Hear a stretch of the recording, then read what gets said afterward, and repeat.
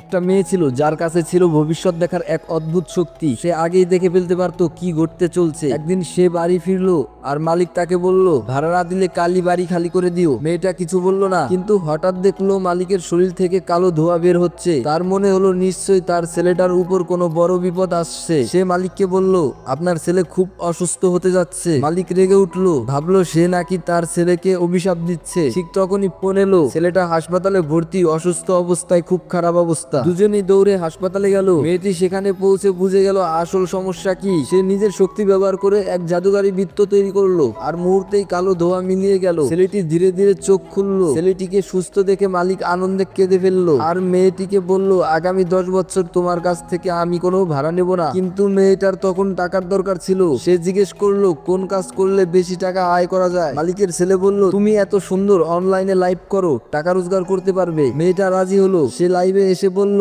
আমি ভবিষ্যৎ দেখতে পারি, তোমার ভাগ্য জানতে চাও? একবারের ফি $1000। তখন এক ধনী লোক তার লাইভে এলো। সে বলল, আমি আমার বহু বছর ধরে হারানো বোনকে খুঁজছি, যদি তুমি তাকে খুঁজে দিতে পারো আমি তোমাকে $10 লক্ষ দিব। অনেকে হাসতে লাগলো, বলল এই মেয়েটা ভুয়া, সব নাটক। কিন্তু মেয়েটা চুপ করে চোখ বন্ধ করলো আর দেখলো এক চমকপ্রদ দৃশ্য। সে নিজেই সেই ধনী লোকটার হারানো বোন। প্রথমে বিশ্বাস করতে পারলো না, কিন্তু প্রমাণ দিতে সে নিজের গলায় থাকা লকেট খুললো। ওটা একদম সেই রকম যেটা ওই লোকটার কাছে ছিল। তারপর সে নিজের হাত থেকে হৃদয় আকৃত জন্মদাগ দেখালো, যেটা কেবল তাদের মা বাবাই জানতো। ধনী লোকটা হতবাক। সে দৌড়ে গিয়ে মাকে বাবাকে দেখালো। তারা চোখে জল নিয়ে বলল, এ তো আমাদেরই হারানো মেয়ে। কিন্তু ঠিক তখনই মেয়েটার ভবিষ্যৎ দেখার ক্ষমতার জন্য এক ভয়ঙ্কর বিপদ তার দিকে এগিয়ে আসছিল। এরপর কি হবে জানতে চাইলে পার্ট 2 এর জন্য লাইক করুন।